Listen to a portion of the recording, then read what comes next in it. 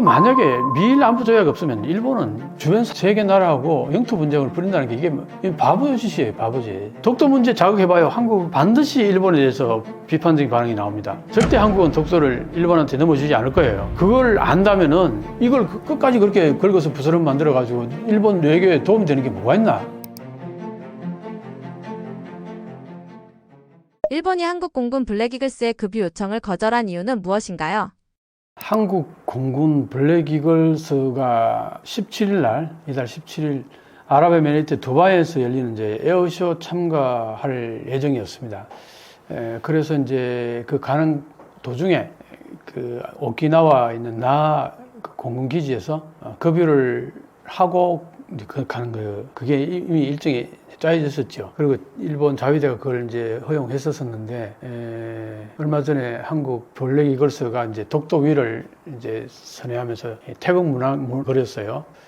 그걸 가지고서 일본이 이제 터집을 잡은 거죠. 왜 자기들 땅인 다케시마 위에서 공군 이글스기가 그런 짓을 하느냐, 여기 이제 항의를 한다는 거죠. 그게 다 이유예요. 딱 그 이유입니다. 한국으로 봐서는 참 황당하죠. 블랙이글스의 독도 비행은 단순 훈련이었는데 일본은 왜 외교 문제로 키웠나요? 블랙 이글스가 우리의 입장에서 보면 독도 비행은 단순한 이제 훈련인 거죠. 늘 하던 훈련이고. 그런데 일본 입장에서 보면은 자기들 땅이니까 왜 자기들 땅에서 공군기가 훈련하느냐. 이거는 어제 오늘 얘기가 아니라 계속 해왔어요. 일본이 그렇게 항의를 해왔고 그렇게 해왔던 겁니다. 그러니까 단순 훈련, 우리는 단순 훈련이지만 일본 입장에서는 자기들 땅에서 왜 이웃나라 전투기가 거기 와서 돌고 있느냐 이거예요. 그러니까 근본적으로 독도를 바라보는 시각이 서로 다르기 때문에 나타나는 현상인 거죠. 일본은 우리 독도를 다케시마라 그러면서 한국이 불법 점거하고 있다고 수십 년째 계속 얘기하고 있으니까 그런 과정 속에서 만약에 한국이 저런 훈련을 했는데 일본이 문제 제기를 안 하게 되면은 한국 땅으로 인정하는 거 아니냐, 나중에 그게 문제가 될 수 있는 거예요. 일본 입장에서 보면은. 그러니까 한국이 어떤 독도에서 어떤 그 군사 작전이라든가 훈련이라든가 하게 되면 반드시 항의가 들어와요. 그거는 다 기록에 남기기 위해서 하는 겁니다. 우리는 전혀 개의치 않고 전혀 짖어라, 너희들은 짖어라 그러고 우리는 훈련하면 돼요. 그런데 반드시 일본은 짖을 거예요. 그러니까 그거는 새로운 변화가 생겨서 그런 게 아니라 지금까지 그렇게 해왔고 앞으로도 그럴 거고 이 문제가 존재하는 한 계속 그럴 겁니다. 그렇지만 실제로 한국이 시료 지배하고 있으면서 주권 행사하고 있고 거기에 경찰도가 있고 그다음에 우리 여행객들도 거기 엄청나게 그렇게 많이 실질적으로 활용하고 있잖아요. 주권을 실행하고 있단 말이에요. 그러니까 우리는 그렇게 하면 돼요. 그냥. 이번 결정이 한일 군사 협력에는 어떤 영향을 미치게 됐나요? 이거는 이제 그냥 한마디로 말해서 그 지병이라 그래요. 지병. 독도 문제는 그냥 달고 사는 그 병인 거죠. 이게 쉽게 완치도 되지도 않고 그러니까 그리고 또 실제로 행동하고 움직이는데 크게 제약 요인 되지도 않아요. 그렇게 보면 돼요. 우리 몸에서 어떤 아픈 데가 있다 하더라도 그게 그렇게 비 오는 날씨에 조금 더 아프고 또 말짱해지면은 거의 또 통증이 없다가 또 조금 생겼다가 그런 식의 그거라 보면 돼요. 그런데 이제 그러다 보니까 한일 군사 협력에서는 실제로 큰 영향을 미치지는 않아요. 왜냐하면은 그것보다 훨씬 더 중요한 게 한미일 공조고 이런 이제 특히 일본 입장에서는 대만 문제 같은 게 터졌을 경우에 한국의 협력을 바라는 그런 마인드들 이거는 일개 조그마한 하나의 그 섬 문제하고 차원이 다르니까 요거는 이제 항의는 하되 항의로서 끝나는 거고 그건 일회성 정도로 보면 될 거고 근데 이제 한일 군사 협력은 한미일 공조 차원에서 이제 계속 일본은 주장하고 한국도 같이 서로 협력하면 도움이 되는 부분이 있으니까 이제 그렇게 지금 해오고 있는데 이 독도 문제로 해서 이게 한일 군사 협력이 크게 지장받고 그러진 않을 거예요. 전혀 지장 없다고 볼 수는 없지만 왜냐하면은 독도 문제는 이게 뉴스화되고 또 이게 국민 감정화되고 이게 뭔가 에스컬레이트 되면은 그 다음은 반드시 한일 군사 협력에도 영향을 미치죠. 근데 요거는 이제 일회성 지나가는 간단한 뉴스 정도로 그냥 지나가 버리면은 그렇게 큰 영향을 미친다고 보진 않아요. 일본이 다시 독도는 일본 땅이라는 주장을 꺼낸 이유는 무엇인가요? 어떤 정치적인 의도가 들어있나요? 일본은 독도가 일본 땅이라는 얘기를 줄기차게 해왔습니다. 그러니까 이거는 앞으로도 계속 할 거라고 보고요. 그런데 이제 이런 게 있습니다. 한국은 독도에 대해서 웬간한 국민들은 다 알 거예요. 독도 모르는 국민이 별로 없을 겁니다. 초등학생부터 시작해서.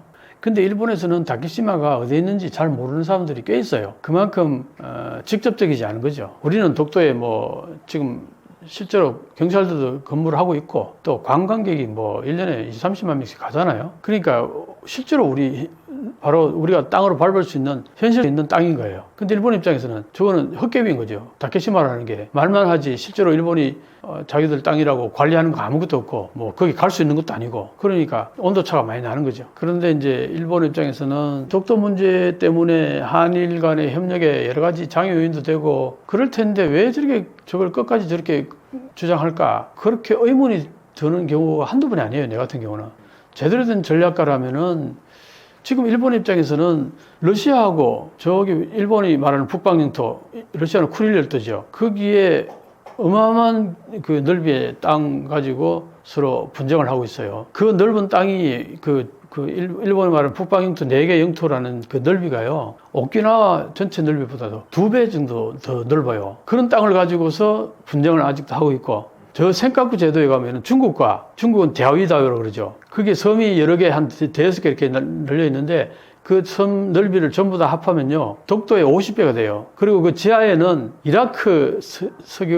이라크가 가지고 있는 석유 매장량만큼의 석유가 그 밑에 깔려 있다는 겁니다. 그건 68년도에 유엔이 조사한 결과를 발표한 거예요. 거기에는 한국 조사원도 포함되어 있고 일본, 중국, 대만 다 포함돼서 조사한 결과가 그거거든요. 그러니까 일본 입장에서 볼 때는 북방영토는 뭐 어마어마한 넓이잖아요. 그죠? 오키나와보다 더 넓은 땅이고 그게 지금 러시아가 거의 차지하고 있다 이렇게 보는 거죠. 본래는 일본 땅이었던 것을. 이거는 차원이 다르죠. 영토 분쟁이. 그 다음에 센카쿠 제도도 마찬가지예요. 독도보다 50배나 넓고 그 다음에 지하 자원도 풍부하고 그 다음에 그걸 차지하게 되면 그 해양 영토가 어마어마하게 들어갑니다. 그러니까 독도하고는 아예 비교가 안 돼요. 자, 그러면 일본 입장에서는 러시아하고도 영토 분쟁, 중국하고도 영토 분쟁, 거기에다가 한국하고도 영토 분쟁을 하고 싶은 거라. 이거 만약에 미일 안보 조약이 없으면 일본은 주변 세 개 나라하고 영토 분쟁을 벌인다는 게 이게 바보짓이에요, 바보짓. 그렇다고 본다면은 그래도 가장 가까울 수 있는 한국하고는 이 분쟁을 되도록이면은 그렇게 긁어부스럼 만들 필요가 없다고 나는 보거든요. 독도 문제 자극해봐요. 한국 반드시 일본에 대해서 비판적인 반응이 나옵니다. 절대 한국은 독도를 일본한테 넘어주지 않을 거예요. 그걸 안다면은 이걸 끝까지 그렇게 긁어서 부스럼 만들어가지고 일본 외교에 도움이 되는 게 뭐가 있나 싶은 거죠. 내가 볼 때는. 그래서 전략적으로 일본이 다케시마에 대해서 자기 땅이라 그러면서 이렇게 한국하고 갈등을 자주 일으키는 거는 나는 이거 외교 면에서는 아주 패착이라고 나는 봅니다. 만약 금류가 성사됐다면 어떤 외교적 의미가 있었을 것으로 보시나요? 사실은 뭐 별로 의미가 없었을 거예요. 한국 입장에서는 뭐 당연히 여겼을 거고 그냥 예정되어 있던 것 그냥 지키는 거니까 한국으로서는 진짜 뭐 그냥 그런가 보다 했을 거예요. 그런데 이제 일본은 뭐냐 하면은 일본이 가끔 뭐 일본을 좀 안다는 사람들이 일본이 엄청나게 꼼꼼하고 막 치밀하고 뭐 그런 얘기를 많이 하는데 내가 볼 때는 꼭 그렇지도 않는데 가끔 그런 데가 있어요. 이런 거 보면 진짜 치밀하게 꼭 반드시 뭐랄까 거기에 대해서 문제 제기를 하고 한 번도 그냥 넘어가는 게 없고 그 소위 말해 융통성이라는 게 아예 없다 보면 돼. 이런 문제에 대해서는 그런 의미에서 보면은 만약 법의가 성사됐다고 보면은 한국에서는 별거 아닌데 아무것도 아니게 그냥 넘어갔을 거예요. 근데 일본 입장에서는 어떻게 보느냐, 독도를 한국 땅이라고 인정해 주는 거나 마찬가지다, 우리가 실수했다, 뭐 이런 식으로 인식했을 거예요. 그러니까 저렇게까지 끝까지 물건 늘어지죠. 한국 정부는 이번 사태를 어떻게 대응하는 것이 바람직하다고 보시나요? 한국 정부로서는 독도의 연례, 훈련, 행사 이런 것들은 그대로 하면 되는 거고요. 우리 땅에서 하는 거니까 전혀 일본이 어떻게 하든 전혀 개의할 필요가 없어요. 그리고 이번에 이제 블랙 이글스가 이제 오키나와에서 급유를 못 하게 되면은 한 번에 날아갈 수는 없으니까 다른 나라를 물색해야 될 거예요. 저만 되면 대만은 중국이 눈치 봐서 안 되겠구나. 다른데 어떻게 몰색해서 또 해결해 낼 수도 있겠죠. 한국은 항상 어떤 어려움이 있으면 거의 다 또 해결책을 잘 해결해 나왔습니다. 이런 문제들이 주는 시사점은 무엇이고 한일 간 지역 분쟁은 어떻게 전망하시나요? 이 독도 문제는요, 쉽게 해결될 수 없을 거라고 봅니다. 그런데 한국 입장에서는요, 지금 한국 땅으로서 활용을 하고 있고, 그래서 모든 걸 다 할 수 있어요. 가끔 일본이 옆에 와서 막 이렇게 짓는 거 외에는 그거 그냥 무시하면은 그냥 아무것도 아니에요. 그런데 내가 이제 그 전에 일본의 방위성 장관을 했던 분을 한번 인터뷰한 적이 있어요. 이 독도 문제를 가지고 일본이 이렇게까지 할 필요가 있느냐. 어차피 한국이 지금 주권 행사를 하고 있고, 그리고 일본이 지금 할 수 있는 게 뭐 있느냐. 전쟁을 치러가지고 뭐 독도를 뺏어갈 수 있느냐. 그것도 아닐 거란 말이에요. 그러면 왜 그러느냐 했더니 그분도 하는 말씀이 그 얘기예요. 사실은 이 독도 문제는 일본으로서는 굉장히 아픈 손가락이다. 이게 실제로 일본의 입장에서는 뭐 실효 지배를 할 수 있는 입장도 전혀 아니고, 그리고 이 문제 때문에 맨날 그동안 이렇게 잘 싸워왔던 한일 관계를 이 독도 문제 한번 잘못 불거지면은 그동안 싸웠던 공이 하루아침에 다 무너져 버리는 거예요. 이거 어떻게든 해결했으면 좋겠는데, 그래서 내보고 하는 얘기가, 이 박사, 자기는 그렇게 생각한다. 이게 국제사법재판소에 가서 재판을 하게 되면은 한국이 이길 거다. 방위성 장관 했던 사람이 하는 얘기예요. 한국이 이길 거다. 그러고 나서 그게 이제 발표가 되면은 일본에서 우익들이 한 일주일 동안 뭐 깨깨깨 그러고 와과 그러고 그러다가 그냥 조용해질 거다. 그런 의미에서 한국 정부도 이거 국제사법재판소 가져서 깔끔하게 그냥 처리해버렸으면 좋겠다. 이런 얘기를 하더라고요. 내가 그런 얘기를 이제 한국의 외교관에게 한번 얘기를 한 적이 있어요. 그랬더니 바로 나오는 얘기가 그렇게 말려들면 안 된다. 국제사법재판소에 가자고 하는 그 꼬임술 수 있다. 이렇게 얘기를 하더라고요. 나는 꼭 그렇게 생각지는 않습니다만 그 사람은 학자였다가 방위성 장관이 된 사람이에요. 그래서 내가 볼 때는 학자적 양심에서 했던 얘기라고, 나는 그때 그 사람의 그 진정성이나 이런 거 봤을 때, 인터뷰할 때, 그걸로 봤을 때 실제로 그렇게 생각한다고 나는 봤어요. 그런데 이제 한국의 입장에서 어떠냐면은, 아니 지금 우리가 굳이 그럴 이유가 뭐가 있냐 이거예요. 실효 지배하고 있고 우리가 주권 행사하고 있고, 누가 봐도 외국인들이 오면은, 외국인들이 독도 울릉도 관광 가서 독도 들려고 오면은 가서 보면은 이걸 뭐 누가 봐도 한국 땅이네. 그리고 객관적인 사실은. 그러니까 이런 상황인데 굳이 이걸 국제사법재판소에 가져와서 혹시라도 만에 하나라도 어떻게 일본에 유리한 판결이 나오면 그거 어떻게 할 거냐. 이 문제가 있는 거예요. 그러니까 걸거부스럼 만들지 말자. 그래서 국제사법재판소를 안 가는 거예요, 한국 정부는. 그런 맥락이 있다는 거죠. 그래서 이런 얘기를 나는 그전에도 한번 얘기를 했는데, 이런 얘기, 어떤 얘기냐면은 어떤 한 원로 학자분께서 아주 저명한 분이셔요. 그분이 왜 한국 정부는 독도 문제에 대해서 너무 미온적이다, 일본에 대해서. 일본은 독도를 탈환하려는 계획서까지 다 세워놓고 호시탐탐 노리고 있는데 왜 한국 정부는 거기에 대해서 너무 미온적이냐. 그래서 내가 그런 얘기를 했어요. 그거는 아닙니다. 왜 그러냐. 지금 일본이 만약에 정말 그래서 독도를 무력으로 탈환한다 칩시다. 그러면은 뭐 딱 숨어 있다가 확 점령하게 되면 순식간 점령이 되겠죠. 한국이 그러면 그 점령된 독도를 탈환한 데는 시간이 좀 걸릴 수도 있는데, 거기에 대해서 우리는 대마도를 그냥 공개해버린다. 그런 얘기도 있어요. 너희들이 독도 공개하면 우리 대마도 점령해버린다. 대마도는 한국이 훨씬 가깝거든요. 일본에서 훨씬 멀고. 그리고 한국은 또 그게 제2해역사가 있어. 부산에서 가까워요. 부산 해역사가 있단 말이에요. 해군들이. 그러니까 그런 맥락에서 보면은 군사력으로 가지고 일본이 과연 그렇게 할 수 있느냐? 쉽지 않을 거다. 그런 것도 하나 있습니다. 나는 그것보다 더 중요한 게 뭐냐니까, 조금 전에 얘기했잖아요. 센카쿠 제도에서 어떤 현상이 벌어지고 있냐니까, 거기에 독도보다 50배 더 넓은 그 땅을 누가 지키느냐? 일본 해경이 지키고 있어요. 돌아요. 순시를 돕니다. 그러면 거기에 누가 일본인이 살고 있느냐? 한 사람도 살고 있잖아요. 그럼 거기에 뭐 일본 등대라 하나 있느냐? 없어요. 그럼 뭐가 있느냐? 아무것도 없어요. 그럼 어떻게 일본 땅이라고 얘기할 수 있냐? 일본 수시선이 계속 돌고 있고, 정기적으로 해저 광물이나 해저 무슨 어류라든가 이런 것들, 생태계라든가 이런 거 조사를 해서 보고서를 내고 이런 걸로 가지고 일본 땅이다 하고 얘기를 해요. 그런데 중국도 순시선 같이 돌아요. 옛날에는 그렇지 않았는데, 옛날에는 중국이 2010년 전에는 중국이 일본보다 국력이 약했잖아요. 2010년을 기회로 해가지고 중국이 급속도로 성장해가지고 일본보다 지금 3배 국력이 된단 말이에요. 과거에는 그러지 않는데 지금은 중국이 같이 돌아요. 순시선. 그러면은 순시선이 돌면서 그걸 지켰기 때문에 일본 땅이라 했다. 그러면 중국도 순시선 같이 돌면서 우리도 지켰다. 이러고 있어요.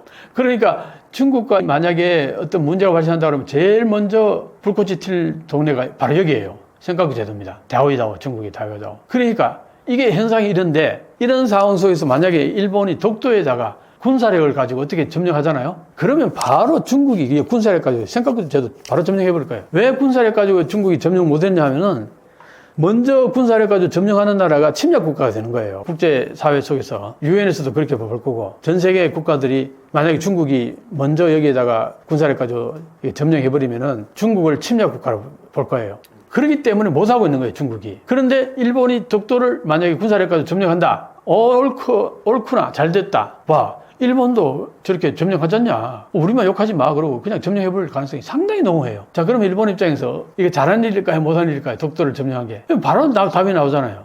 독도는 뭐 지하 자원도 없어요, 별로. 그리고 그냥 바위 두서너 개 있는 게 바위섬 조그만한 게 그게 다예요. 그리고 그거 해봐야 해역이 얼마나 조금 한 손바닥만한 해역 좀 들어가겠죠. 거기에 비해서 센카쿠 제도 대화이다오는요 어마어마하게 넓어요. 그 지역이. 그걸 만약에 중국이 뺏겨버린다 그러면은 요거 소탐대실이라는 걸 딱 이걸 보고 하는 얘기예요. 소탐대실. 그렇기 때문에 나는 일본의 제대로 된 정신 제대로 박힌 전략가라면은 절대 독도는 먼저 군사력을 가지고 어떤 행동을 취하지 못할 거다. 이 센카쿠 제도가 해결되지 않는 상황 속에서는 그렇게 보는 거예요. 그 얘기를 내가 했단 말이에요. 그 얘기를 원로학자분께 더 이상 반박을 못했어요. 근데 무슨 거기에 우리가 이거 일본이 군사 점령하는 걸 대비해가지고 예산을 짜고 하면 그건 다 쓸데없는 예산 낭비다. 내가 그렇게 얘기한 거예요. 그렇게 강하게 내가 어필했는데 그 원로학자분께서 반론을 못 폈어요, 제대로. 그러니까 독도는 일본이 먼저 군사력으로 점령하는 것은 거의 불가능하다. 그러면 나머지 하나 국제사법재판소 가는 거다. 국제사법재판소는 한국이 안 갈 거다. 그럼 뭐 그냥 이대로 가는 거죠. 너는 지으라 그러고 우리는 그냥 간다. 그러면 되는 거예요. 이 독도 문제는. 이번에 일본하고 한국하고 이제 트럼프 대통령을 대하는 태도에서 차이가 많았다. 이런 얘기들이 이제 굉장히 많이 나오는데 특히 이제 선물에서 차이가 났다. 그런 얘기를 이제 많이 하죠. 한국은 이제 무궁화 대원장. 이게 무궁화 대원장 이렇게 보면은 그런 얘기도 있습니다. 트럼프 대통령이 노벨 평화상을 받고 싶었는데 상을 못 받았으니 전 세계적으로 유능한 힘을 가진 능력을 가지고 있는 한국이 주는 훈장 뭐 괜찮지 않냐 뭐 그런 이제 느낌도 있고 그러니까 그 무궁화 대원장은 사실 굉장히 아주 희귀하게 많은 사람들에게 주는 게 아니라 아주 특별한 경우에 주는 거니까 그 부분이 아마 많이 어필됐을 것 같아요. 그리고 그 부분에 대해서 굉장히 마음에 들어 하는 것 같았고 그 다음에 천마총 금관 모형 이거는 이제 과거에 신라 임금이 이제 쓰던 그 금관을 그대로 모형을 베껴가지고 한 말이에요. 그러니까 이제 왕이 쓰던 금관이니까 트럼프 대통령의 입장에서는 물론 미국에서 지금 노킹 그 반대 운동이 활발하게 이루어지고 있습니다만 그거는 이제 돌려 얘기하면은 트럼프 대통령이 임금이 왕노릇을 하고 싶었다. 그런 어떤 바램을 참 한국이 그걸 그대로 싹 긁어준 거 아니에요? 그 심리를. 그러니까 이제 트럼프 대통령으로 봐서는 굉장히 흡족했을 텐데 미국의 그게 노킹 트럼프가 왕으로서 군림하는 거에 대해서 영 달갑지 않게 여기는 사람들 입장에서 봤을 때는 한국 뭐 하는 거야? 뭐 그렇게 얘기했다는 얘기까지 나오잖아요.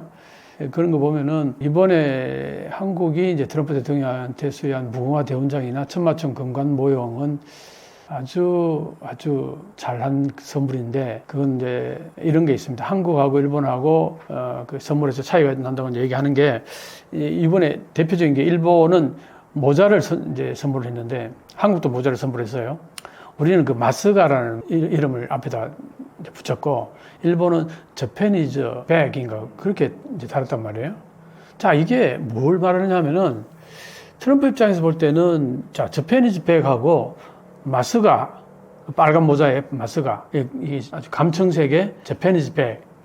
트럼프 입장에서 봤을 때 뭐가 더 좋았을까요? 이거는 초등학생한테 물어봐도 저페니즈 백이 트럼프가 좋아할 이유가 뭐가 있어요? 그러니까 이 일본은 도대체 뭔 생각을 하고 이런 선물하는지 이게 철학의 문제예요. 그동안 일본하고 한국하고 이 경제 문제에서 한국이 계속 일본을 능가하고 이제 앞으로 압도해 나가는 이유가 뭐냐면은 한국은 고객 중심이에요. 제품을 만들 때도. 모든 걸 우리가 이제 수출할 때에 그 수출하는 지역에 현지 답사를 해가지고 거기에서 고객들이 뭘 원하는가 이 시장 조사부터 먼저 해요. 그런데 일본은 어떠냐면은 대부분 보면 시장 조사보다는 일본이 기술력이 이만큼 좋으니까 좋은 제품을 만들자. 좋은 제품을 만들면 너희들 안 사겠느냐 이거예요. 지금까지 일본은 그렇게 왔어요. 그러니까 여기에서 한국하고 일본하고 그 시장에서 받아들이는 그 감도가 전혀 달랐던 거예요. 그 철학이 그대로 지금 적용된 게 지금 이번에 선물에 그대로 적용된 거예요. 일본은 저페니즈 백. 그게 트럼프 대통령이 원하는 바일 거라고 생각했다면 큰 오산인 거죠. 아메리카이즈 백인데 왜 저페니즈 백이냐고요.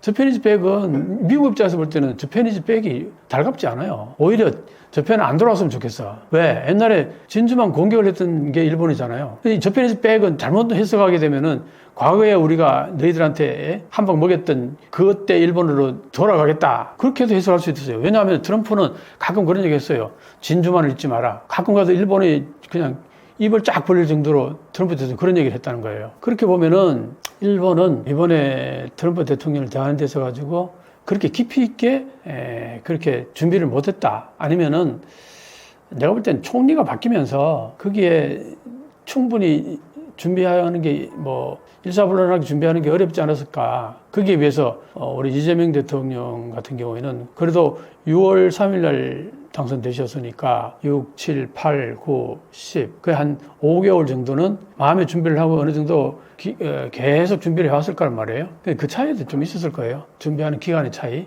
그래서 어쨌든 트럼프 대통령에게 선물한 무궁화대원장과 천마총 금관 모형, 이건 아주 탁월한 선물이었다. 트럼프 대통령에게 있어서. 그래서 트럼프 대통령이 미국으로 돌아갈 때 그 비행기에다가 이걸 따로 실었어요. 다른 선물들은 전부 다 짐칸에다가 실었는데, 이 무궁화대원장하고 천마총 금관 모형은 그 사람들이 탑승하는 그 실내로 그냥 실었다고요. 그것만 봐도 얼마나 마음에 들어 했는지 충분히 알 수 있다. 이렇게 볼 수 있죠. 이번 한미 협상 결과를 두고 한국이 실리를 챙겼다는 평가가 나옵니다. 안보에도 우리 경제에 어떤 긍정적 효과가 있을 것으로 보시나요? 이번에 한국은 일본에 비해서는 실리를 많이 챙겼죠. 기본적으로 그런 얘기들 합니다. 이게 트럼프 대통령이 사실은 한국하고 미국은 FTA가 이제 이미 체결되어 있기 때문에 사실은 관세가 하나도 없잖아요. 그러다가 25%를 때려서 이거 내라 저거 내라 3,500억 달러를 현금으로 선불 지급하라 이러다가 그게 이제 어느 정도 타결이 되어 가지고 3,500억 달러 선불 바로 내는 게 아니라 현금으로 바로 내는 게 아니라 1,500달러는 마스가 지금 미국이 가장 필요로 하는 게 해군 군함을 제조하는 것하고 해군 군함 수리하는 거잖아요. 그걸 하기 위해서 미국에다가 필리 조선소를 완전히 현대화 시켜가지고 거기에서 그 모든 작업을 해주면 좋겠다. 이제 그런 과정 속에서 거기에 일하는 일꾼들이 미국인들이 와서 일해주면 좋겠다. 그게 이제 미국의 조선 제조업을 부활시키면서 거기에 미국 고용도 하고 이제 이걸 이제 바라는 거죠. 그건 미국이 강력하게 바라는 건데 거기에 우리가 2,500달러 들어간단 말이에요. 그러니까 미국도 좋고 한국도 좋은 거예요. 이거는. 그래서 이거는 그냥으로도 우리가 투자할 수 있는 얘기예요, 사실은. 거기에 1,500달러 이제 들어갔고 그다음 3,500달러 중에서 그다음 2,000억 달러는 그거 한꺼번에 내는 게 아니라 10년에 걸쳐 가지고 200억 달러를 어떤 상한선을 두고서 투자하는 걸 했다. 그리고 그걸로 인해서 이제 관세가 25%였던 것이 자동차 관세가 15%로 10% 삭감이 됐다. 그래서 이 결과론적으로는 상당히 잘 된 협상이 아니냐. 일본에 비하면 그렇다는 거죠. 일본은 5,500달러 그대로 미국이 원하는 곳에다가 그냥 일방적으로 투자를 해야 되는 거고, 그걸로 인해서 이제 자동차 관세를 25%에서 15%로 낮췄다. 그래서 지금 한국하고 일본하고 15%로 맞춘 거는 이제 같은 맥락이잖아요. 그렇게 본다면은 한국은 이제 마스가라는 게 결국은 미국에게도 꼭 필요하지만 한국에게도 그건 미국의 엄청난 하나의 제조업을 이제 만들어서 거기서 계속 우리가 조선업을 이어져 나갈 수 있으니까 그건 굉장히 좋은 거죠.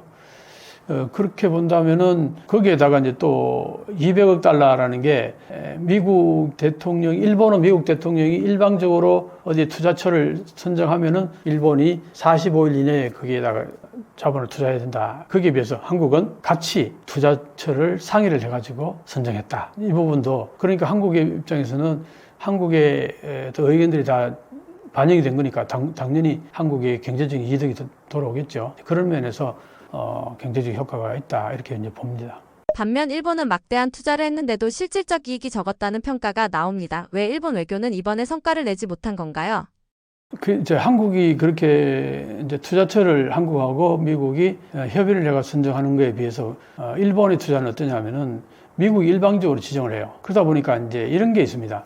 지금 당장 그 아주 핫한 곳에다가 투자를 해가지고 거기서 이익이 많이 생기는 그런 사업에 투자하면 정말 좋겠는데 그것보다는 인프라 쪽으로 투자할 가능성이 많아요. 그러니까 예를 들면은 에너지 인프라 같은 거, 특히 저기 알래스카 거기에 LNG 가스를 이제 개발하는데 그게 돈을 투자한다.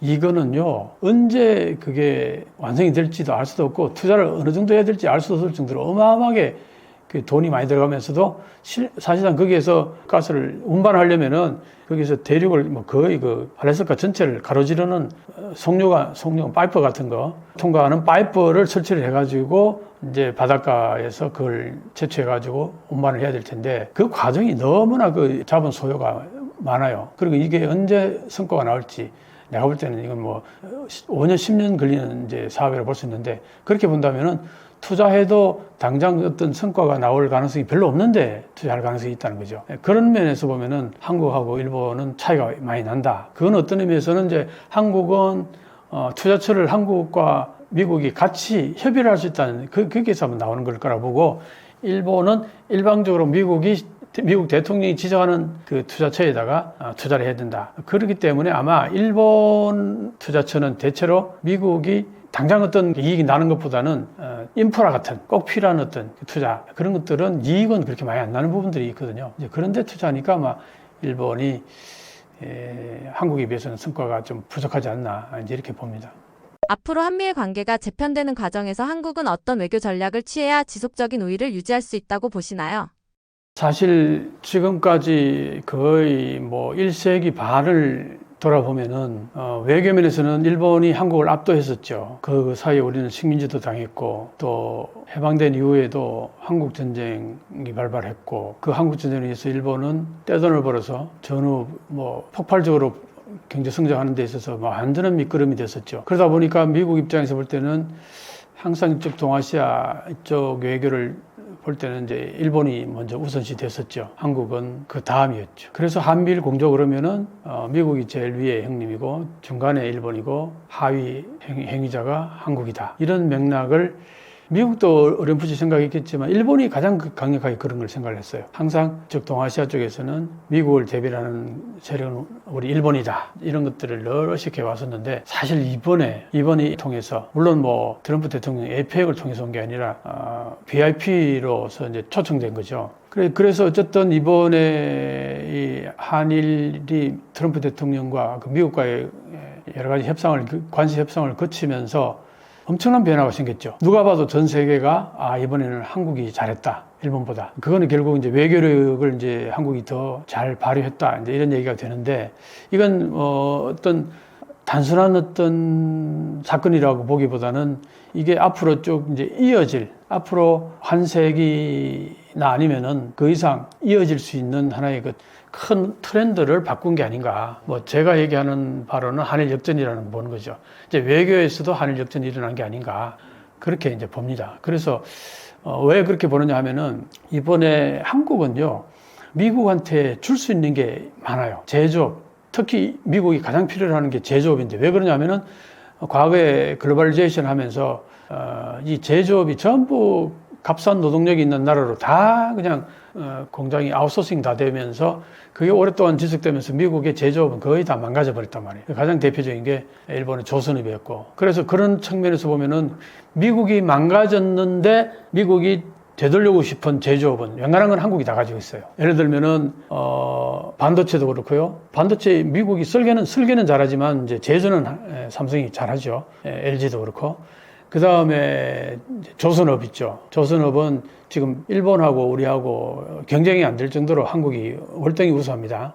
그 다음에 우리 2차 전지 있죠. 이 부분도 우리가 충분히 미국에게 기술 제공해주고 그래야 될 부분들이 많죠.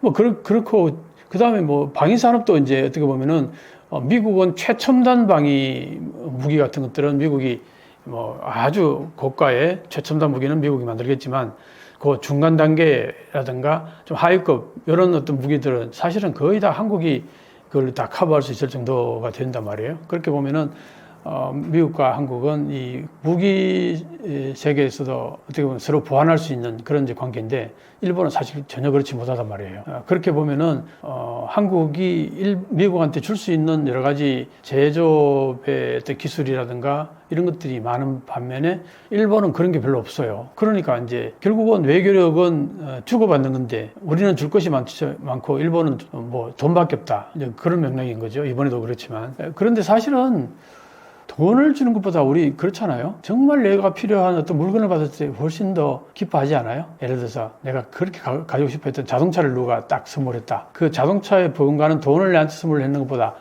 그 아주 내가 평소에 가지고 싶어 했던 그 기종을 딱 사서 내 앞에 딱 세놓으면은 엄청 기뻐할 거예요. 사실 그렇잖아요. 이번에 트럼프 대통령도 보면은 이번에 왕관 그 만드는데 1억에서 2억 정도 돈이 들었을 거예요. 그런데 트럼프한테 1억이나 2억 현금을 앞에 내밀었으면은 그만한 만족감을 줬겠어요? 그렇게 보면은 물건이거든요. 뭔가 기술도 그렇고. 그러니까 한국은 그런 여러 가지 미국한테 줄 것들이 많으니까 외교력에 있어서 많은 카드를 가지고 있다. 일본보다. 그런 측면에서 보면. 근데 이게 앞으로 갈수록 더 벌어질 가능성이 많지. 일본이 한국을 따라온다거나 그럴 가능성이 거의 없어요. 반도체도 한국 따라올 가능성이 거의 제로라고 보고, 조선업도 일본은 계속 오히려 더 뒷걸음질 취지에 한국은 지금 계속 팽창해 나갈 가능성이 있단 말이에요. 그렇게 보고 뭐 2차 전지라든가 반도체 만드는 거 뭐 이런 거 다 했던 이런 것들을 보면은 앞으로 미국과의 관계 속에서 미국이 한국을 더 중시하고 우선시할 가능성이 상당히 농후하다 이렇게 보는 거죠. 일본이 준 선물은 또 어떤 것들이 있었나요? 일본은 이번에 이제 트럼프 대통령이 준 선물 중에 이제 모자에 저페니즈 백 뭐 이것도 있었지만 워낙 트럼프가 골프 광이니까 이제 골프에 관련된 것들을 또 선물하려고 했는 거예요.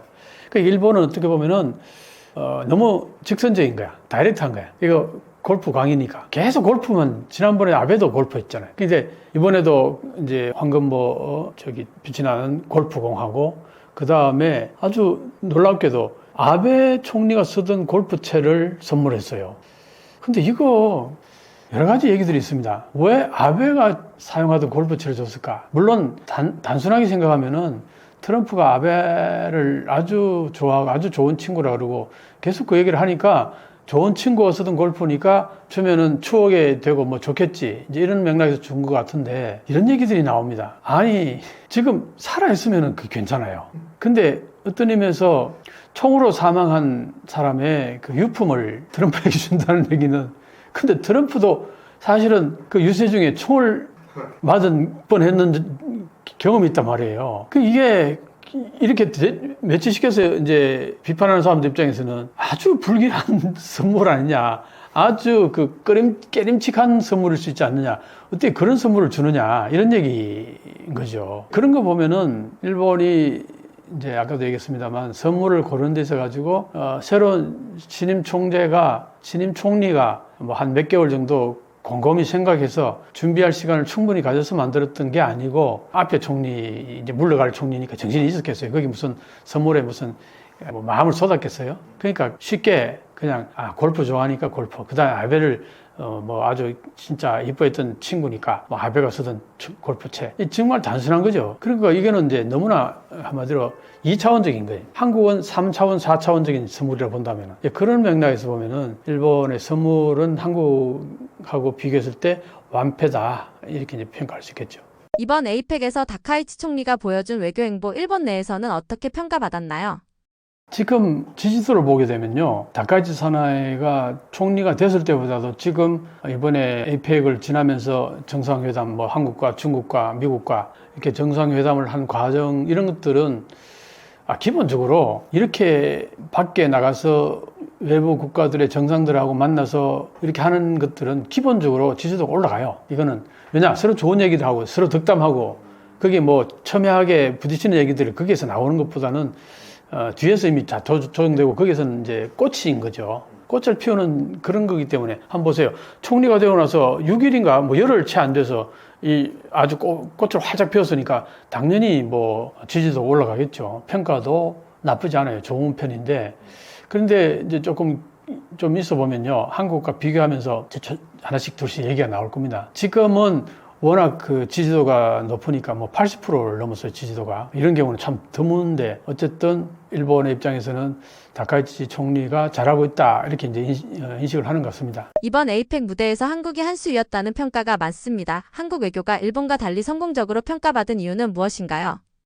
비판점은 이제 나올 겁니다. 차번이 이제 생각해 보면은 대표적인 게 선물 문제 같은 것들도 이제 조금씩 얘기 나올 수 있겠죠. 한국에서 이렇게 바라보는 시각들이 일본에는 없겠습니까? 그런 부분도 있을 것 같고, 가장 컸던 거는 뭐냐면은 이재명 대통령이 원자력 잠수함을 만들 수 있도록 허락해달라 그렇게 요청을 했는데 트럼프 대통령이 그 다음날 승인한다 하고 이제 공개적으로 밝혔죠. 이거는 발칵 뒤집혀질 일이에요. 그러니까 이제 이 부분에 있어서 아마 이번에 그 정상회담에 있어서 한국이 압도적으로 잘했다 이제 얘기가 나올 겁니다. 그게 어느 정도 어떤 의미를 갖냐면은 사실은 한국은 지금 현재 핵무기는 가지고 있지 못한데 재래식 무기로서는 어떤 나라와 전쟁을 치러도 밀리지 않을 거예요. 사실은 미국과 치러도 재래식 무기만 가지고 치른다면은 미국하고 한판 해볼 수 있지 않나 할 정도라면은 다른 나라들 말할 것도 없거든요. 그 정도로 막강하지만 유일하게 이제 핵무기가 없단 말이에요. 뭐 전쟁에서 핵무기하고 재래식 무기하고는 이건 차원이 다르기 때문에 그런 이제 우리가 핸디캡을 안고 있는 상황 속에서 원자력 잠수함을 허락받았다는 것은 이제 한국의 전략적 뭐랄까 전투력은 어마어마하게 올라가겠죠. 왜냐하면은 원자력 잠수함은 기본적으로요, 바닷속에 들어가면은 이거는 이제 완전히 한마디로 상대국이 이게 찾기가 어마어마하게 어렵다는 겁니다. 왜냐, 디젤 엔진 같은 경우에는 수시로 올라와야 돼요. 왜냐하면 그게 디젤을 이렇게 작동하다 보면 산소가 계속 필요하단 말이에요. 그게 에너지를 발생시키면서 산소 소모가 굉장히 많아요. 그러면 바다 밑에서 그 잠수함 안에는 정해진 산소가 있을 텐데 그걸 이제 다 소모하고 나면 빨리 올라와야 될 거 아니겠어요? 그러니까 그런 측면에서 보면은 원자력 이제 에너지는 산소가 필요 없어요. 핵 분열해서 거기서 나오는 에너지를 얻는 거기 때문에 산소가 필요 없는 거거든요. 그럼 결국은 이제 예를 들어서 산소를 뭐 100kg 가지고 들어갔다 그러면은 디젤 엔진 같은 경우에는 그 중에 뭐 3분의 1이나 뭐 한 3분의 2 정도를 만약에 디젤 엔진이 그걸 다 소용한다 그러면 3분의 1 정도만 그게 승무원들이 그걸 산소를 흡수할 수 있다. 그렇다고 본다면은 원자력 잠수함 같은 경우는 그 가져간 100kg를 전부 다 사람들이 다 승무원들이 다 사용할 수 있다. 그럼 결국은 훨씬 더 오래 잠수를 할 수 있다는 거죠. 식량하고 그 산소 같은 것들을 충분히 가지고 들어가면은 원자력 잠수함은 5년이고 10년이고도 밖으로 나오지 않고 그냥 다닐 수 있대요. 에너지만 본다면은. 그러니까 뭐 압도적인 거잖아요. 그래서 상대방이 이 잠수함이 어디에 가 있는지, 저 지구 반대쪽에 가 있는지, 아니면 태평양 쪽에 있는지, 대서양 쪽에 있는지 알 수가 없어요. 근데 디젤 잠수함 가지고는 그렇게 멀리 갈 수가 없어요. 왜냐면 곧 바로 공기도 또 보급받아야 되고, 그리고 엔진 연료도 또 공급받아야 되고, 이런 것 때문에 멀리 갈 수가 없어요. 그리고 또 하나는 이제 예를 들어서 상대방의 뭔가를 추적하기 위해서 스피드를 좀 높이면은 금방 산소가 이게 소모가 된다 그러더라고요. 그러니까 비교가 안 되는 거죠. 원자력 잠수함하고는 그 성능 면에서. 그래서 이번에 한국이 원자력 잠수함을 이제 갖추게 됐다는 것은 전략적으로 어마어마하게 이제 순위가 올라가게 됐습니다. 특히 중국도 중국이지만 일본이 가장 지금 아마 뭔가 견제를 하고 그러는 것 같아요. 당연히 그럴 수밖에요. 뭐 중국 같은 경우는 핵무기가 그렇게 많고 그 다음에 핵 잠수함도 분명히 있을 거고, 그러니까 한국이 핵 잠수함을 갖는다 해서 뭐 당장 중국한테 어마어마한 위협으로 다가오는 건 아니에요. 그런데 일본은 원자력 잠수함이 없잖아요. 그런데 한국은 있게 되면 압도적인 차이가 나는 거예요, 이게. 그래서 이번 에이펙에서 한국이 일본을 압도한 이유는 바로 원자력 잠수함을 트럼프 대통령으로부터 제조하도록 승인받은 거다. 이렇게 이제 얘기할 수 있겠죠. 다카이치 총리가 기자회견에서 신장 위구르, 대만 문제를 직접 언급했습니다. 이런 강경 발언이 일본 외교에 득일까요? 실일까요? 일본은 기본적으로 다카이치 사나이가 총리가 되었을 때 중국에서는 축하 메시지도 안 보냈어요. 그만큼 중국에서는 가장 총리가 되지 않기를 바랬던 사람이 총리가 된 겁니다. 그럼 다카이치 총리가 왜 그렇게 중국으로부터 환영을 받지 못하는가. 다카이치 이 총리가 총리 되기 이전에 했던 그 발언들을 보면요, 거의 중국을 도발하는 발언들로 가득 차 있습니다. 사실은 일본하고 중국이 국교 정상화할 때에 대만은 분리 독립하는 것을 인정하지 않았어요. 중국의 일부다. 그러니까 일국 이체제, 체제까지는 인정하지만 그 일국이다. 중국과 대만은 하나의 나라다. 이렇게 분명히 얘기를 했어요. 그랬는데 다카이치 총리 같은 경우에는 대만을 거의 독립하는 걸 뭐 심증적으로 지원한다거나 노골적으로 지원하는 이런 식이라든가, 그리고 대만을 자주 간다든가 이런 것들 때문에 뭐 중국으로 봐서는 뭐 눈에 가시 같은 그런 이제 정치가였죠. 그리고 이번에도 보면은 대만을 뭐 거의 지켜주겠다는 마인드 같은 걸 원년 중에 이제 비치고 이런 것들이 있죠. 그다음에 뭐 신장 위구르 같은 경우에는 글쎄 이게 인권 문제이기 때문에 일본의 입장에서는 일본은 선진 민주주의 국가라고 그동안 G7에서 뭐 그렇게 대우를 받아왔잖아요. 그러다 보니까 이제 신장 위구르에 대해서 서구권에서 특히 이 인권의 문제로 중국을 많이 비판했단 말이에요. 근데 일본에서도 총리에 따라서는 이 부분을 지적 안 하는 사람들이 꽤 있었어요. 근데 다카이치 총리는 이걸 노골적으로 지적을 한단 말이죠. 그건 뭘 말하느냐면은 다카이치 총리는 중국과의 관계는 긴장 관계를 유지하는 게 오히려 도움이 된다고 생각하는 거예요. 그건 뭐냐? 일본 국내에 반중 정서가 굉장히 강하기 때문에 그 부분을 상당히 이제 지금 긁어준다. 이제 이렇게 볼 수 있는 거고, 뭐 그리고 일본에서는 중국의 여행객이라든가 또 중국인들이 일본에 부동산을 사가지고 뭐 일본에서 부동산 대부업을 한다든가 이런 과정 속에서 그 일본인들과의 그 문화적 마찰 뭐 이런 것들이 굉장히 빈번하단 말이죠. 그러니까 중국에 대한 이미지가 굉장히 안 좋아요. 그런 상황 속에서 다카이치 총리 같은 경우에는 중국 위협론이라 그래가지고 이걸 어느 정도 활용하는 측면이 없지 않아 있어요. 왜냐? 다카이치 총리는 개헌을 주장해왔죠. 그리고 유신회 지금 같이 연립 여당을 이제 꾸린 유신회 회도 헌법 개정을 가장 강력하게 주장해왔던 당이다 보니까 헌법 개정을 하고 싶어하죠. 뭐 자민당이 그걸 뭐 우리의 소원은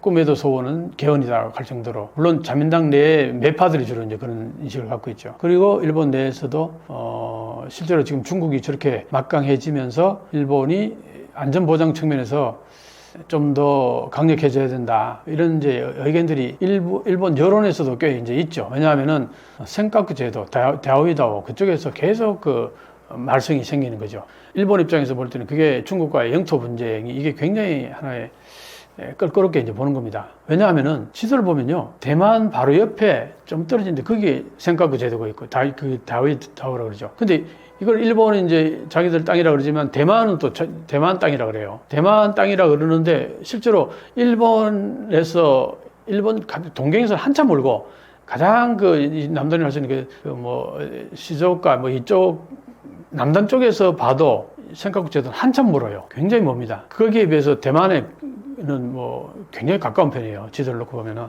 그러니까 이제 이 부분이 결국은 이제 중국이 대만을 만약에 통일을 하게 되면은 그 다음은 바로 센카쿠 제도고 중국으로서는 자오이다오죠. 이걸 점령하게 될 거고, 그거는 왜 그러냐면은 태평양 쪽으로 중국이 진출하려면은, 해군들이 진출하려면은 반드시 이 지역을 거쳐야 되잖아요. 근데 이 센카쿠 제도가 일본 땅이다 보니 일본 영해라고 그러다 보니까 이제 거기에 일본의 해역을 지나가야 된다는 이런 아주 껄끄러운 일들이 있단 말이에요. 그래서 이걸 빨리 이제 중국 해역으로 복속을 해버려야 마음이 편하겠죠. 그래서 일본 입장에서는 이 대만 문제는 대만 문제로 끝나지 않고, 대만이 만약에 중국에 흡수 통일되어 버릴 경우에는 그 다음은 센카쿠 제도다. 일본 입장에서는 센카쿠 제도가 이제 중국에 넘어가게 되면 그 다음은 뭐냐? 오키나와 또 넘어간다. 이렇게 보는 거예요. 근데 이거는 그냥 내가 하는 얘기가 아니라 굉장히 이렇게 밀접하게 연결되어 있습니다. 그러다 보니까 일본에서 굉장히 민감하게 보는 거지, 대만 문제를. 그런데 지금 시진핑 총리가 대만을 통일한다 이런 얘기들을 공공연하게 하는 경우도 있었고, 뭐 2027년이 그 시점이다 뭐 이런 얘기들도 전문가들 사이에서 굉장히 많이 나오고, 그러다 보니까 다카이치 총리 입장에서는 헌법을 개정해서 빨리 어떤 그 안보를 튼실하게 하고 싶은 거예요. 자, 그러면은 헌법 개정하려면은 왜 개정해야 되느냐 이유를 달아야 될 거 아니에요. 위협을 분명히 제시를 해야 될 거예요. 그게 중국인 거죠. 그래서 중국 위협론을 어떻게 보면 약간 조장하는 측면도 없지 않아요. 다카이치 총리 같은 경우는. 그래서 같은 값이면 중국하고 좀 더 한번 보세요. 한국하고 한번 보세요. 지금까지 이재명 대통령하고 회담할 때도 역사 문제 같은 거 거의 안 꺼내잖아요. 왜? 껄끄러운 것들은 그런 장소에서 하면은 좋을 리가 없잖아요. 그런데 이번에 시진핑하고 다카이치 총리하고 회담에서 시진핑 총리가 역사 문제에 대해서 꺼내자 방금 이런 문제들 일본은 뭐 대만 문제, 신장 위구르 문제, 그 다음에 뭐 중국이 껄끄러워하는 싫어하는 문제들 다 언급했어요. 그건 뭐냐? 중국과는 대치돼도 좋다는 거예요. 오히려 그렇게 해서 중국의 위협론으로 가는 것도 나쁘지 않다고 보는 겁니다. 그게 헌법 개정을 위해서 그럴 수도 있다는 겁니다. 그러니까 이거는 굉장히 다카이치 같은 경우는요, 총리가 딱 되자마자 전문가들 사이에서 이제 대만 문제 저기 큰일 났다 이런 얘기를 했었어요. 왜? 다카이치 산하에는 대만 너무 가까이 하고 그렇게 함으로 인해 중국을 완전히 자극한다 이거죠. 그렇게 되면은 이제 중국하고 부딪힐 가능성이 많아진다. 그럼 부딪힌다는 결국 이제 대만 문제, 이제 전쟁이 일어날 가능성이 있고, 그렇게 되면은 그게 다카이치 총리는 성정상 반드시 그게 참전할 거라고 보는 거예요. 그러니까 이제 일본에서는 굉장히 이 다카이치 총리를 우려를 합니다. 이 부분에 대해서. 그러니까 이 신장 위구르라든가 대만 문제를 직접 언급하고 하는 것들은 큰 어떤 맥락 속에서 나온 얘기예요. 자, 그러다 보니까 어떻게 돼요? 한국은 되도록이면은 중국 편으로 가지 않고 일본 편으로 왔으면 좋겠다. 그래서 지금 한국하고 잘하려고 저렇게 그동안 한국을 폄하하고 뭐 한국인들이 가장 싫어할 수 있는 그런 언어들 많이 했는데도 불구하고 이번에는 그런 게 거의 없었잖아요. 그래서 이번에 한일 정상회담은 뭐 그런 대로 무난했고 괜찮았다 이런 평가가 나오는 이유가 우리 이재명 대통령도 그렇지만 다카이치 산하의 총리도 서로가 서로를 필요로 한다는 그게 분명히 있어요. 그러다 보니까 서로를 자극하지 않는다. 그런 문제, 실리를 추구하는 뭐 이재명 대통령의 뭐 거기에 맞게 또 다카이치 산하에도 중국과 대치하기 위해서는 한국을 내 편으로 반드시 끌어와야겠다. 이런 전략적인 계산이 있는 거죠. 그런 큰 계산 속에서 나온 거기 때문에 독이 될 수도 있고 실익이 될 수도 있어요. 자민당 정치, 특히 이제 우익들, 소위 매파 정치가들의 입장에서는 이걸 통해 가지고 헌법 개정에 좀 더 한 발짝 다가간다면 외교적으로 실익으로 보는 거죠. 그런데 이게 전체적으로 봤을 때는 중국을 자극한다. 그런 차원에서는 중국과의 사이가 좋아지지 않는다고 한다면 그게 덕일 리는 없죠. 그래서 이제 양 측면이 있다. 경제적인 측면에서는 뭐 서로 좋게 지내는 게 훨씬 더 좋지 않겠어요? 그런데 저렇게 자극적으로 얘기한다는 거는 뭐 경제면에서는 아마 그렇게 덕일 수는 없을 거고 정치적인 측면에서는 자민당 보수 우익의 입장에서는 헌법 개정을 하는 데 있어서 도움이 된다고 보는 겁니다. 그렇게 해서 저렇게 이제 자극을 하는 거죠. 중일 정상회담을 본 일본의 반응은 어땠나요? 이번에 중일 정상회담에 대해서는 일본에서 관심이 되게 많았어요. 왜 그러냐면 한일 정상회담은 뭐 대충 보였죠. 지난번에 이시바 시게루 총리하고 이재명 총리하고 정상회담 했는데 이재명 대통령이 일본에서는 뭐 좌빨 이래가지고 굉장히 아주 뭐랄까 불안시했었는데 전혀 그런 게 없었잖아요. 그러다 보니까 이제 이번에도 한일 정상회담은 그렇게 큰 문제는 없을 것 같다 이렇게 본 거예요, 일본에서도. 근데 중국하고는 과연 어떨까? 관심들을 많이 쏟았죠. 그랬는데 조금 전에도 얘기했듯이 일본이 물론 시진핑이 먼저 역사 문제에 대해서 일본을 비판했어요. 그러니까 이제 또 일본 입장에서는 뭐 아까 그런 여러 가지 문제들을 다 제기를 했단 말이에요. 자, 그러니까 일본에서 어떻게 반응했냐니까 속 시원하다 이렇게 바라보는 시각들이 굉장히 많아요. 그동안 중국에 대해서 기시다 총리라든가 이시바 총리 같은 경우는 약간의 그 친중파적인 마인드가 있어요. 그게 이제 비둘기파들인 거죠. 자민당 내에서. 그러니까 한 4, 5년 가까이를 4년 정도로 보죠. 4년 정도를 중국에게 미적지근하게 대한 거예요. 거기에 대해서 이제 약간 그 일본에서도 약간 불만적인 그런 게 있었던 거죠. 그게 이번 다카이치 산하의 총리로 인해 가지고 속 시원하게 다 긁어준 거죠, 이제. 그러다 보니까 거기에 대해서 평가가 좀 있는 것 같고, 그래서 지금 지지도가 저렇게 높은 거라고 봅니다. 일본이 중국과 싸우면서도 손잡자는 태도를 보였습니다. 이런 일본식 외교 전략, 지금 시대에도 통하나요? 저건요, 일본이 중국과 뭐 싸우면서도 손잡자, 이런 태도를 이제 보였다고 얘기를 하셨는데, 외교에서는 사실은 싸우면서도 손잡는 게 이게 상식이에요. 그리고 이게 이제 과거에는 통했을 수도 있는데 지금은 통할까? 역시 여전히 통하는 거죠. 어느 외교가 존재하는 한 언제나 있을 수 있는 얘기라고 보는데, 근데 이제 저게 자극을 하면서 또 한편으로 손잡고 이렇게 할 수 있는 것은 국력이 뒷받침될 때 저게 가능해요. 국력이 뒷받침 안 되는 국가가 싸우면서도 손잡자, 이게 쉽지가 않죠. 왜냐, 강한 쪽에서 손잡자, 손 안 잡을 수도 있고, 뭐 너하고 손잡아서 뭔 이익이 있겠냐 그러고 그냥 싸우면 어떡합니까? 이게 중국 입장에서도 일본이 필요해야 될 거고, 일본 입장에서도 중국이 필요해야 될 거고, 그런 서로의 필요성이 강하게 존재할 때에 싸우면서도 손잡자가 가능하다고 보거든요.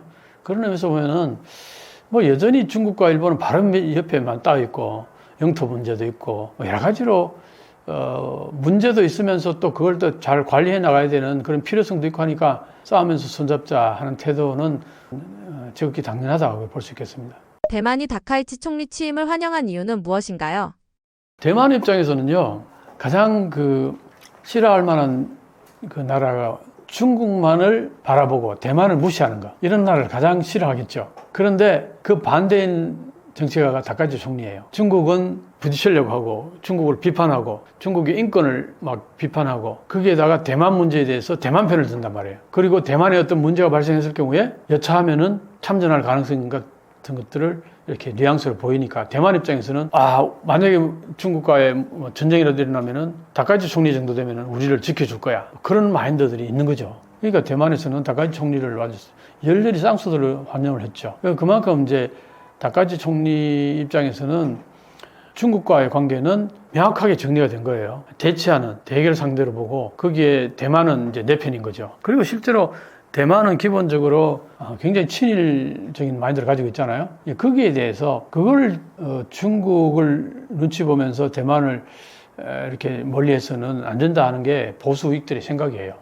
그거는 어디서 또 나올 수도 있냐면은 대만의 장개석 총통이 모택동하고 그때 국공 내전이 있었잖아요, 그죠? 그 내전에서 결국은 대만으로 이제 쫓겨와서 대만에서 이제 통치를 하게 되잖아요, 장개석이. 그게 이제 2차 세계대전 끝나고 나서 한 1, 2년, 2, 3년 사이에 그렇게 벌어졌단 말이에요.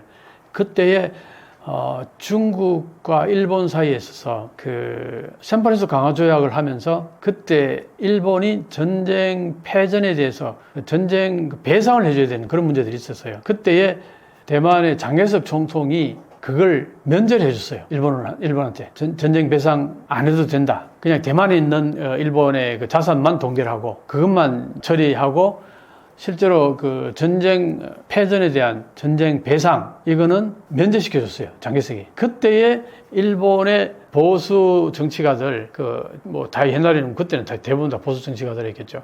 그 사람들이 대만을 향해서 큰절을 했었어요. 그래서 일본에서는 우익들, 보수 정치가들 입장에서 볼 때는 대만의 장개석 총통에 대한 빚진 마인드가 있는, 빚진 마인드가. 그래서 대만에 대해서는 뭔가 일본이 잘 해야 된다 하는 그런 이제 마인드가 있죠. 그게 지금 다카이치 사나이 같은 경우는 일본의 보수 우익 정치가들의 대만을 바라보는 시각을 가장 대변한다고 보면 되는 거죠. 일본에서는 이번 한일 정상회담을 어떻게 평가하고 있나요?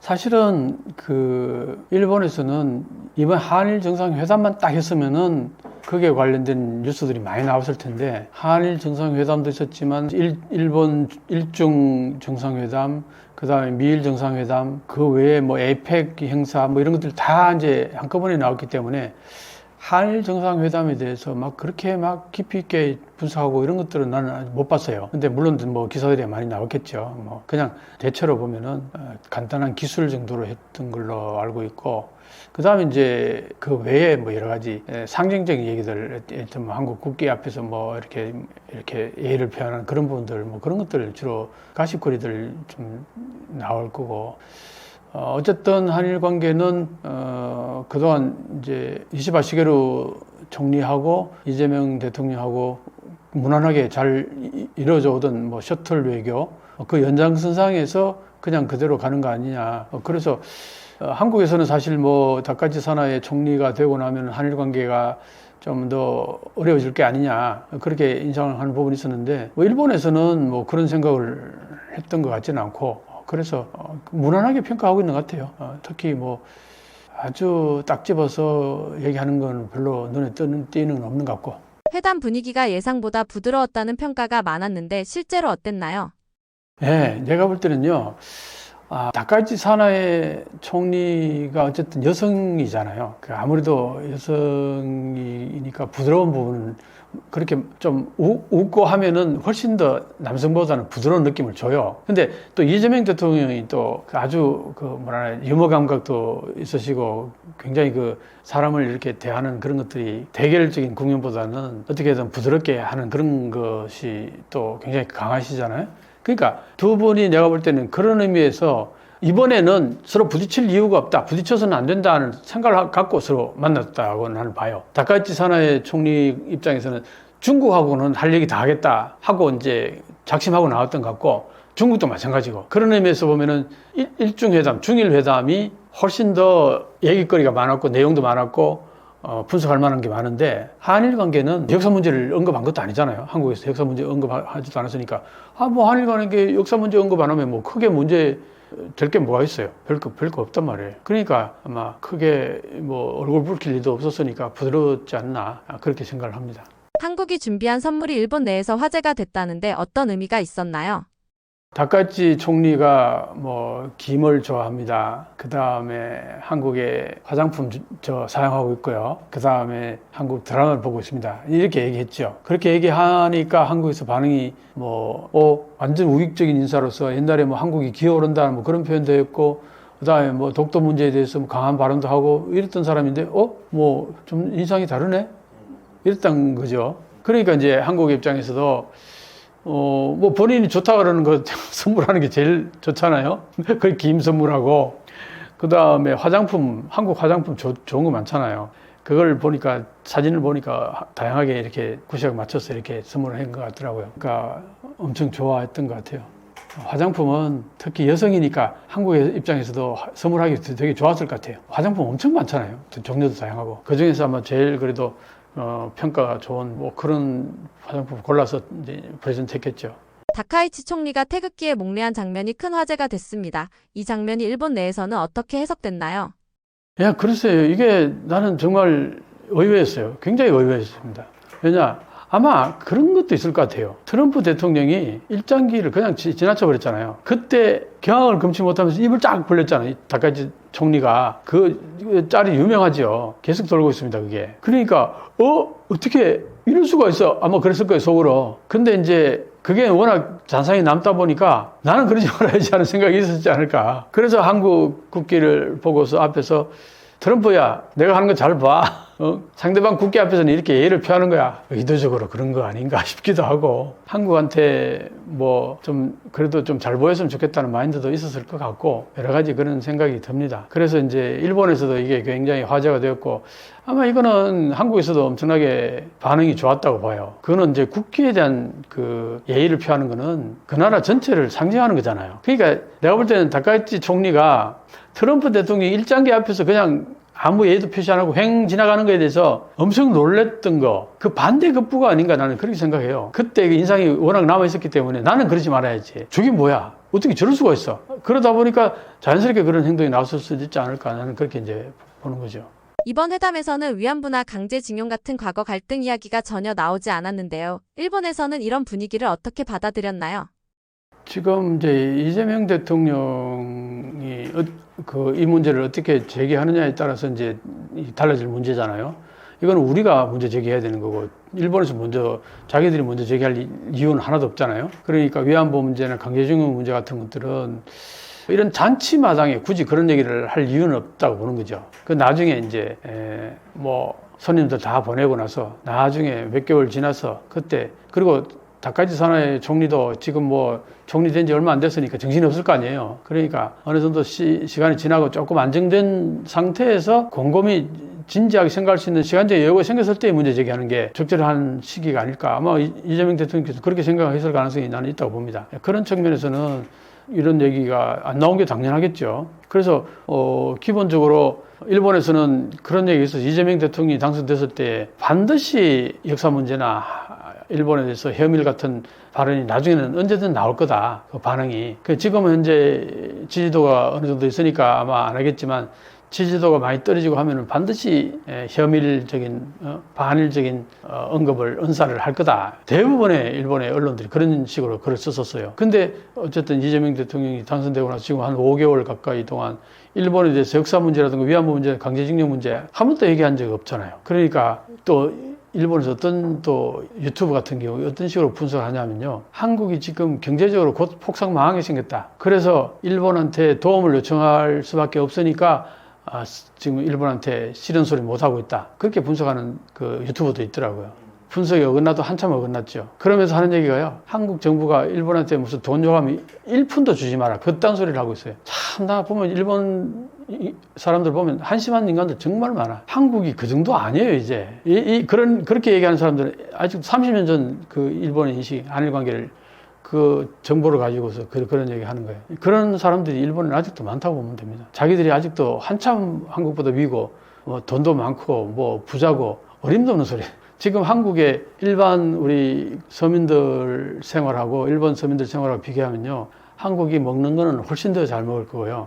생활 공간, 주거 공간은 우리는 아파트, 웬간하면 괜찮은 아파트에 잘 사는데 일본은 다다미방, 여름에는 엄청 덥고 겨울에는 엄청 춥고 그 에너지 가격이 너무 높아가지고 제대로 에어컨이라든가 난방을 제대로 못하고 그냥 겨울에는 떨고 여름에는 땀을 뻘뻘 흘리고 그렇게 생활해요. 근데 한국은 어때요? 웬간한 가정이면 다 에어컨 있고 웬간한 가정이면 온도를 다 되기 때문에 겨울에 집에만 들어가면 따뜻하죠. 그렇게 생활하고 있어요, 우리가. 그리고 실제로 임금도 일본보다 높기 때문에 그리고 공공요금이라든가 방금 이런 어떤 전기료라든가 가스료 그다음에 수도료, 공공요금 있잖아요. 교통비 이런 것들은 일본보다 한 2분의 1, 3분의 1밖에 안 돼요. 그러니까 우리는 임금도 높은 데다가 그렇게 싼 우리는 공공시설들을 이용할 수 있으니까 삶의 질이 한국이 훨씬 높죠. 그런 걸 일본인들이 아직도 모르는 사람들이 너무 많은 것 같아요. 그러니까 그런 소리를 하지. 말도 안 되는 소리를 하고 앉았어요.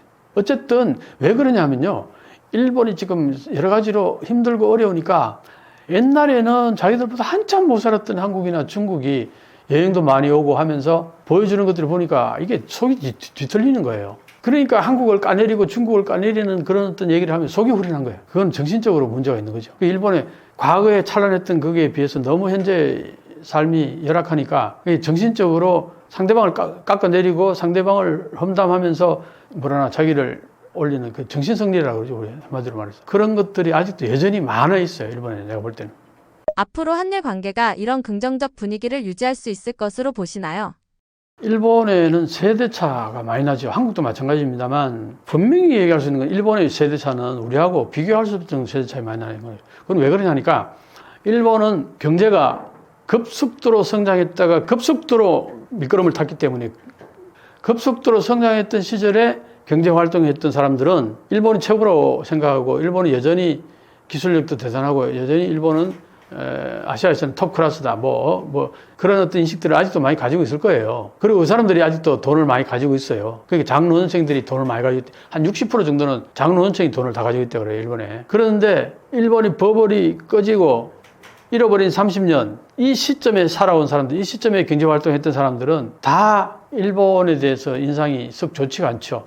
계속 좋지 않은 어떤 그 환경 속에서 일본이 맨날 디플레이다, 경제 상황이 안 좋다, 맨날 그런 얘기만 들으면서 경제활동하는 사람들. 그리고 이 시점에 소위 말해서 일본의 비정규직이 양산돼요. 한 40% 넘어요, 비정규직이. 이게 이제 소위 말하는 세대차가 나는 거죠. 중장년층은 대부분 다 정규직으로서 돈을 많이 벌어가지고 아주 잘 나갈 때 살았던 사람들이고, 그 이후에 한 40, 50대, 지금 30대는 말할 것도 없고, 그런 사람들은 항상 그 어려운 환경 속에서 경제활동을 해왔고 그렇게 모아놓은 돈이 그렇게 많은 것도 아니고 이런 사람들은 한국에 대해서 질투 같은 것들이 상당히 있을 수 있죠. 자, 그런데 40, 50대는 그럴 수 있는데 20, 30대는요 한국의 드라마라든가 K-팝이라든가 뷰티라든가 K-푸드라든가 이런 것들로 인해서 한국에 대한 이미지가 굉장히 좋아요. 주로 SNS를 통해서 한국을 아는 사람들은 한국의 정보를 많이 알게 되는 거죠. 한국 드라마라든가 특히 K-팝을 좋아하는 경우에는 한국이 가장 빛나는 부분이 아닙니까? 그게 K-푸드, K-뷰티, 이런 것들 전부 다.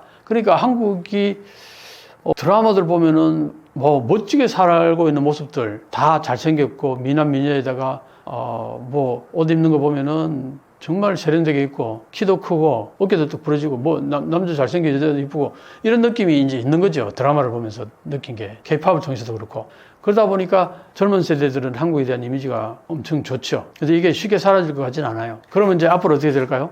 시간이 가면 갈수록 일본의 한국에 대한 이미지 좋은 사람들이 점점 더 퍼센트가 늘어나기 시작하겠죠. 그러니까 어떻게 보면은 다카이치 사나의 총리도요, 한국에 대해서 그렇게 안 좋게 평하고 늘 한국을 비하하고 폄하하고 그런 말들을 그냥 보통으로 하던 사람이 지금은 한국에게 좋은 이미지를 주려고 하는 노력들이 보이잖아요. 그 왜 그러느냐? 다카이치 사나의 총리를 지지하는 젊은 세대들이 그렇게 많아요. 10대에서 30대까지가 80% 넘어요, 지지도가. 그러니까 이 젊은 세대들이 한국에 대해서 좋게 보는데, 좋게 보는 그 한국을 폄하하거나 그랬을 경우에 이 지지자들이 가만히 있겠냐고요. 그러니까 이제 이런 문제들은 그래서 어떻게 보면은 젊은 세대들의 한국에 대한 이미지가 앞으로 일본 정치에 영향을 미칠 거라 나는 봅니다. 한일 관계를 좋게 하게 하는 하나의 강력한 요인이 되지 않을까 그렇게 봅니다. 네, 안녕하십니까. 더미기존 TV 시청자 여러분, 또 찾아뵈었습니다. 최근에 한일 관계가 여러 가지로 미국을 트럼프 대통령을 끼고서 여러 가지 얘기들이 많이 있죠. 거기에 대한 오늘 얘기들을 좀 나눠볼까 합니다. 한일 관계가 이번 에이펙을 통해서요. 그동안 제가 이제 한일 역전을 얘기할 때는 이제 하나의 요소 경제적인 하나의 팩트마다 이제 한국이 일본을 능가하는 부분들, 예를 들면은 한국의 임금이 일본을 앞섰다. 1인당 GDP가 일본을 앞섰다. 그 다음에 전자정부 어떤 랭킹이 일본보다 우리가 위다. 그 다음에 1인당 소득이 높다. 여러 가지 이제 하나씩. 그 다음에 군수산업이 일본보다 우리 앞서가고 있다. 조선업이 일본을 능가했다. 자동차도 이제 곧 이제 일본을 능가할 거다. 전자산업이라든가 반도체는 이미 일본은 아예 비교조차도 안 되고, 일본에는 핸드폰도 없잖아요. 우리는 이 핸드폰이 아이폰을 능가하고 있습니다, 이제 전 세계에서. 이런 것들을 보면은 많은 부분에서 일본을 능가했어요. 그랬는데, 그렇지만 이 외교 문제에 있어서만큼은 전 세계, 외교라는 건 전 세계 국가들을 대상으로 하는 거기 때문에 현재 내가 이렇게 얘기하는 거는 최근의 얘기들을 가지고 얘기하는 거예요. 최근의 데이터들을 내가 많이 이용하는데, 근데 외국인들은 잘 몰라요, 이 부분에 대해서. 그러다 보니까 40년 가까이 G7에서 아시아를 대표하는 하나의 선진 민주주의 국가로서 이름을 날렸던 일본에 대한 이미지가 여전히 남아있는 부분이 많아요. 그러다 보니까 일본하고 한국을 놓고 봤을 때 역시 일본을 더 높게 평가하거나 일본을 먼저 쳐주거나 이런 경우들이 많았다고 본다면은, 이번 에이펙을 통해서 많은 부분이 그 부분이 좀 희석화되고 변경되지 않았을까. 한국의 어떤 저력이랄까 외교력이랄까 이런 것들에 대해서 굉장히 아마 다시 보게 됐을 거라고 봅니다. 물론 한국이 그동안은요, 예를 들어서 월드컵이라든가 평창 올림픽이라든가 이런 어떤 큼직큼직한 어떤 행사들 할 때 한국이 진짜 깔끔하게 잘해요. 그런 것들, 음식이라든가 숙박 시설 같은 것들도 지난번에 잼블린가? 그거 하나 앞에 대통령이 엉망으로 만들어놔가지고 그게 정말 전 세계에 아주 안 좋은 이미지를 보였지만, 그 외에 대부분의 우리 큰 행사들을 보면은 전 세계 이미지가 아주 깔끔하게 잘한다. 그런 이미지를 많이 심었거든요. 근데 이번에 에이펙도 여러 가지 요소들 오늘 얘기 많이 했습니다만 그런 얘기들을 가지고서 평가했을 때 한국이 일본 외교보다도 이번에는 성과가 더 좋고 더 깔끔했다. 앞으로도 계속 그럴 가능성이 있다. 이렇게 보는 시각들이 많이 늘었지 않았을까. 그렇게 저는 이제 보거든요. 그렇게 보면은 외교에 있어서도 한일 역전 현상이 서서히 일어나고 있다. 이렇게 이제 평가를 하고 싶습니다. 오늘 얘기는 여기서 이제 마무리 짓고요. 제가 오랫동안 쉬어왔던 한일 역전 TV 제 채널인데, 여기에 지난달 초에 영상을 좀 올렸고 또 앞으로 올릴 생각입니다. 제 채널에도 오셔서 구독 눌러주시면 대단히 감사하겠습니다. 또 뵙겠습니다.